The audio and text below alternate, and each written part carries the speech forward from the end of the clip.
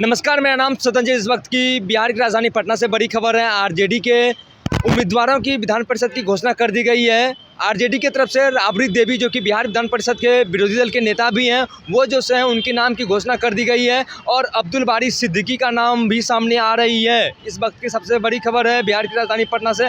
RJD की तरफ से विधान परिषद की उम्मीदवारों की घोषणा कर दी गई है, जिसमें राबड़ी देवी, अब्दुल बारी सिद्दीकी, उर्मिला ठाकुर और फैजल अली होंगे। ये 4 उम्मीदवार हैं जो कि आरजेडी की तरफ से बनाए गए हैं और महागठबंधन के ही सीपीआई के एक भाकपा की तरफ से बने हुए हैं। सीपीआई एमएल के एक शशि यादव, वो भी उम्मीदवार की उनकी घोषणा तय हो गई थी कुछ दिन पहले ही, लेकिन ये इस वक्त की बड़ी खबर है कि आरजेडी की तरफ से 4 उम्मीदवार की घोषणा कर दी गई है, जिसमें कि राबड़ी देवी, उर्मिला ठाकुर, अब्दुल बारी सिद्दीकी और फैजल अली विधान परिषद के उम्मीदवार की घोषणा कर दी गई है। इनके नाम पर मोहर लग गई है। और सीपीआई एमएल की तरफ से, भाकपा की तरफ से महागठबंधन के एक शशि यादव हैं। और सबसे बड़ी बात यह है कि कांग्रेस के एक भी विधान परिषद नहीं होंगे। सबसे बड़ी खबर है, इस वक्त की सबसे बड़ी खबर है कि 4 उम्मीदवार की घोषणा कर दी गई है, आरजेडी के कोटे से हैं, और जिसमें एक सीपीआई एमएल महागठबंधन की तरफ से शशि यादव होंगी। कांग्रेस के एक भी बिहार विधान परिषद में उम्मीदवार की घोषणा नहीं की गई है, यानी साफ तौर पर इंडिकेट है कि कांग्रेस के एक भी बिहार विधान परिषद में जो 11 तारीख से जो पर चुनाव होना है उसमें एक भी उम्मीदवार नहीं होंगी। इसलिए नहीं होगी क्योंकि कांग्रेस की तरफ से राज्यसभा का नाम जब घोषणा किया गया था, जिसमें कि अखिलेश सिंह यादव, जो कि बिहार कांग्रेस के प्रदेश अध्यक्ष भी हैं, उनका नाम सामने आया था और वो दूसरी बार जो है बिहार से वो चुने गए हैं राज्यसभा के लिए।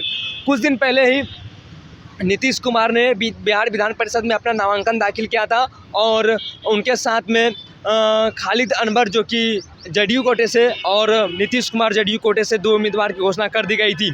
और उसके बाद एक एनडीए की तरफ से संतोष सुमन, जो कि पूर्व मुख्यमंत्री जीतन राम मांझी के पुत्र हैं, वर्तमान में SC/ST कल्याण विभाग के मंत्री हैं, उनकी भी उम्मीदवारी घोषणा कर दी गई थी और उन्होंने भी अपना नामांकन पर्चा भरा था। और सबसे बड़ी खबर यह है कि कल देर शाम मीटिंग हुई थी, जिसमें तय होना था सीट फार्मूला को लेकर और भारतीय जनता पार्टी के उम्मीदवारों की, लेकिन भारतीय जनता पार्टी के नाम अभी तक सामने नहीं आई है। लेकिन सबसे बड़ी खबर हम आपको ये दे रहे हैं, अपडेट दे रहे हैं कि आरजेडी के 4 उम्मीदवारों की घोषणा कर दी गई है, जो कि राबड़ी देवी, जो बिहार विधान परिषद के विरोधी दल के नेता भी हैं, और अब्दुल बारी सिद्दीकी।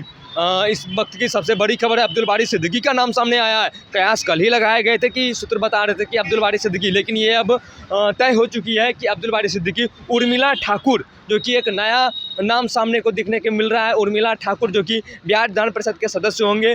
और सबसे बड़ी खबर है कि फैजल अली, जो कि बिहार विधान परिषद के सदस्य उम्मीदवार, उनको बनाए गए हैं। और एनडीए की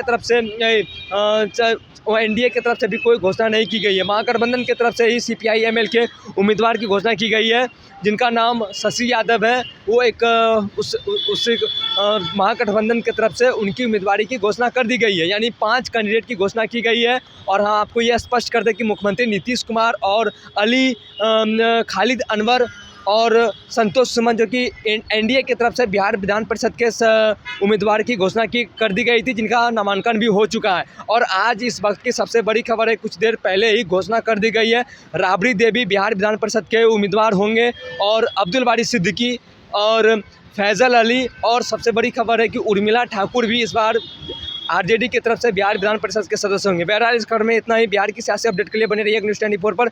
मेरे सहयोगी पिंटू के साथ मैं सतंजय पटना।